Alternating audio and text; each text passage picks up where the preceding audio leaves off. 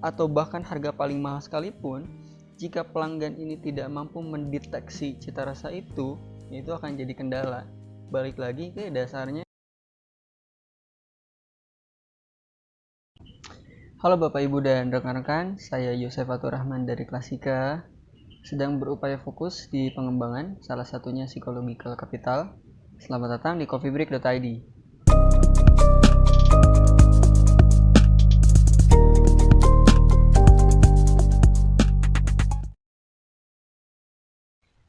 Kita kasih disclaimer dulu, video ini akan berkaitan dengan industri kopi, terutama mungkin di lini bisnis hilir, kafe, atau bahkan bagi barista ini bisa dijadikan acuan atau tips. Dan lebih banyak mungkin memakai sudut pandang konsumen secara general atau universal, jadi nggak cuma edik kopi, pecinta kopi, atau stakeholder kopi. Bukan lagi rahasia umum kalau Indonesia adalah salah satu negara produsen kopi terbesar di dunia. Dan beberapa waktu terakhir juga industri kopi sedang marak-maraknya, sedang menjadi tren, kafe menjamur di mana-mana. Tapi saya nemuin data soal konsumsi nasional terkait kopi itu masih rendah, bahkan angkanya tidak begitu signifikan dari waktu ke waktu. Secara pengalaman pribadi juga saya sering menemukan case-case di sewaktu di kafe. Gak jarang ada pelanggan ke kafe itu bingung pesan kopinya apa, referensi untuk dia apa, menunya seperti apa, dan jadinya efeknya salah pesen kadang-kadang karena lebih ngelihat harga murah atau promosi. Beberapa data lain juga saya nemuin informasi tentang penelitian dorongan pelanggan ke kafe itu lebih banyak cenderung didorong oleh tujuan nongkrong, bersosialisasi, bahkan untuk nge-wifi atau cari internet. Ya itu nggak salah sih. Tapi balik lagi ke data, kalau misalkan dilihat secara data penyeimbangan, tidak seimbangnya berarti antara supply atau melimpahnya stok kopi, produksi kopi dengan konsumsi kopi yang masih rendah. Dan itu juga bisa jadi berhubungan dengan knowledge-nya pelanggan yang masih minim, karena meskipun sudah menjadi tren kopi di beberapa waktu terakhir, tidak sejalan dengan historis budayanya yang masih cukup minim dengan informasi kopi. Ataupun mungkin bisa jadi juga nggak match antara barista atau business owner dengan pelanggan perihal menu, perihal informasi. Nah, hal-hal tersebut yang kadang juga menjadi case-case kecil. Salah satunya banyak atau nggak sedikit kafe yang lebih banyak berfokus di dekorasi, kenyamanan, wifi yang kencang, atau misalkan interior, dan mengabaikan kualitas kopi atau penyajian serve dari kopinya sendiri. Nah, itu mungkin efeknya adalah pelanggan jadi gagal untuk menikmati si kopi yang disajikan dan lebih banyak berfokus dengan hal-hal yang jadinya sebagai aksen-aksen tambahan gitu. Dan hal tersebut juga mungkin bisa jadi gambaran terkait langkah-langkah apa yang mungkin bisa dilakukan barista terhadap pelanggan, persuasinya seperti apa, dan lain-lain. Kalau Anda yang saat ini ada di industri kopi, baik itu sebagai business owner, sebagai barista, atau bahkan sebagai expert kopi, mungkin udah gak asing sama yang namanya flavor wheels yang sering dikaitkan dengan sensoris, dan memang faktanya kepekaan atau sensitivitas lidah setiap orang berbeda-beda, termasuk dalam hal ini pelanggan untuk dapat mendeteksi cita rasa dari kopi. Ini kalau ilmuwan bilang kan suka dibilang super tester untuk mereka yang tingkat sensitivitasnya tinggi. Jadi sudah jelas pelanggan memiliki level kepekaan yang berbeda-beda. Mungkin ada yang bisa dibilang rendah, ada yang bilang sedang, ada yang dibilang tinggi mungkin.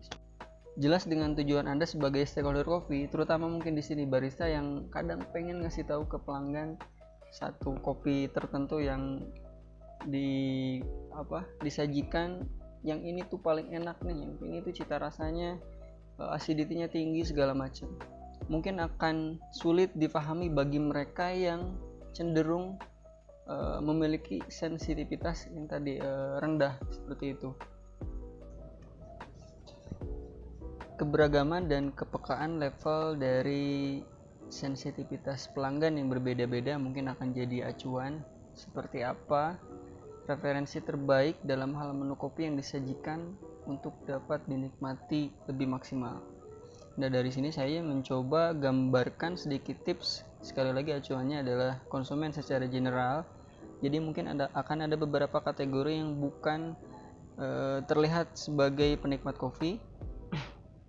Dimulai dari kategori yang paling dekat dengan industri kopi, karena bisa dibilang ini juga jadi sebagai pelanggan bagi stakeholder kopi. Di sini saya bilang sebagai expert. Biasanya expert ini sangat mengacu terhadap standar idealis dari kopi yang disajikan. Bisa itu dia sebagai judges, kritikus, barista, bahkan roastery.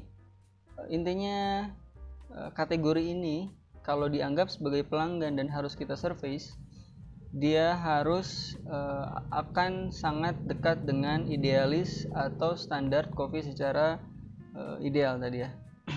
Entah itu dari segi style brewing, seperti misalnya drip brew, pull over, cold brew, atau bahkan mesin-mesin yang dipergunakan di kopi dalam menyajikan kopi.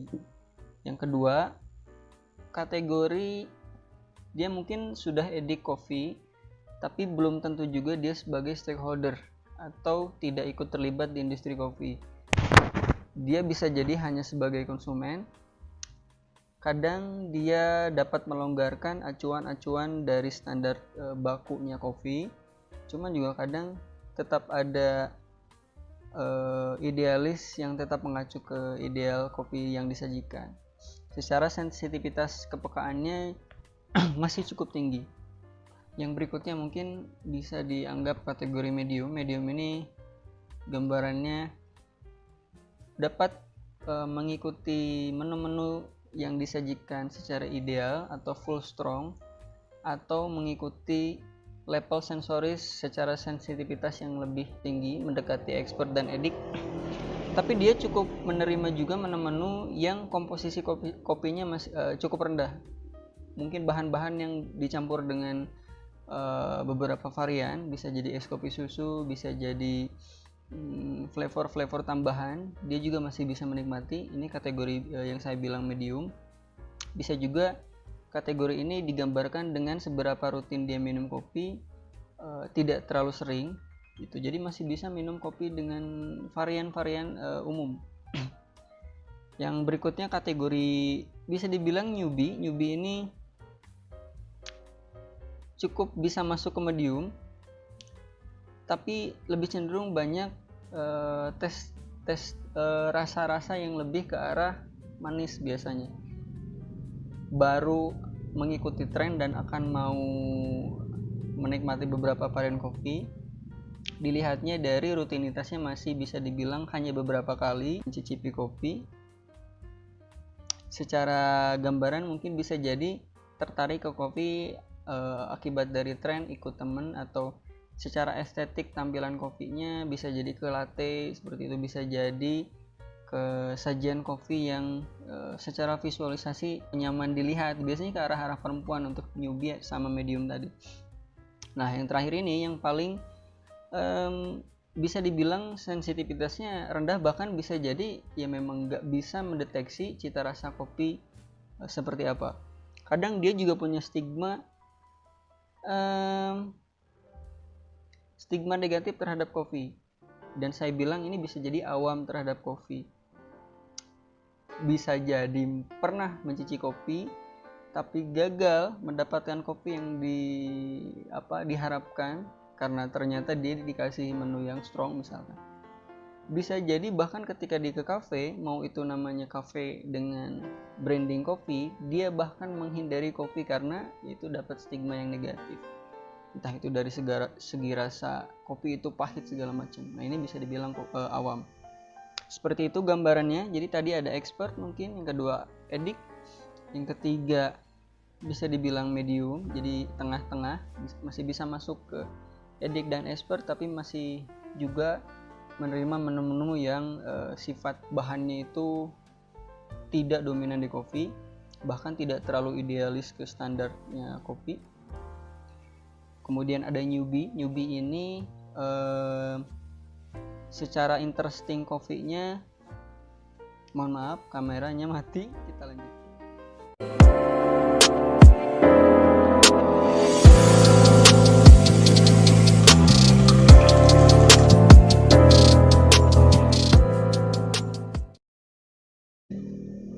Oke, mohon maaf tadi kameranya sempat mati, sekarang udah nyala lagi. Tadi sampai newbie itu sudah mulai ada interesting ke kopi. Biasanya dimulai dari visualisasi, melihat kopi itu estetik, bisa jadi ke arah-arah perempuan yang suka gambar-gambar latte gitu, sudah mulai suka dengan kopi, akan mungkin menikmati kopi dalam waktu yang akan datang secara berkala. Kemudian yang terakhir tadi, ini bisa dibilang awam karena tingkat kepekaannya sangat rendah dalam mendeteksi cita rasa kopi. Bahkan bisa jadi dia punya stigma negatif terhadap kopi. Entah itu dengar dari mana gitu ya. Yang biasanya suka dibilang kopi itu pahit. Gitulah. Nah, kategori-kategori yang barusan saya sebutkan bisa menjadi gambaran bagi Anda sebagai stakeholder kopi, terutama mungkin yang berada di sektor vital seperti mungkin business owner, barista, atau bahkan juga roastery mungkin dalam memberikan rekomendasi menu yang paling sesuai dengan referensi calon penikmat kopi atau bisa dibilang pelanggan, entah itu di kafe ya ataupun di luar kafe. Terutama bagi pelanggan yang masuk ke medium, newbie, atau bahkan awam, agar diberikan penyesuaian menu terlebih dahulu secara bertahap, tidak langsung ekstrim. Misal menu kopi yang tidak terlalu dominan strong coffee-nya, bisa jadi bahkan dimulai dengan kombinasi dengan bahan lain, agar pelanggan menikmati sajian secara bertahap. Misal Vietnam drip dulu, es kopi susu, caramel macchiato, itu mungkin akan bisa jadi cocok dengan newbie dan awam. Jadi nggak hanya terbatas kepada apa yang Anda tahu, si kopi ini memiliki cita rasa tinggi di full strong coffee, full black, atau bahkan harga paling mahal sekalipun. Jika pelanggan ini tidak mampu mendeteksi cita rasa itu akan jadi kendala. Balik lagi ke dasarnya sensoris, kepekaan yang berbeda-beda. Semoga kedepannya saya dapat berkesempatan untuk menggambarkan pelanggan ini secara ciri perilakunya agar semakin mudah untuk mendeteksi ini kira-kira pelanggan ini tuh kayak gimana dan masuk ke kategori yang mana. Bagi Anda yang sudah mulai menemukan ciri-ciri tersebut seperti apa perilakunya, bisa share di kolom komentar. Share juga video ini ke rekan-rekan Anda, ke teman Anda yang terutama di industri kopi sebagai stakeholder kopi. Sekali lagi terima kasih sudah menonton video ini sampai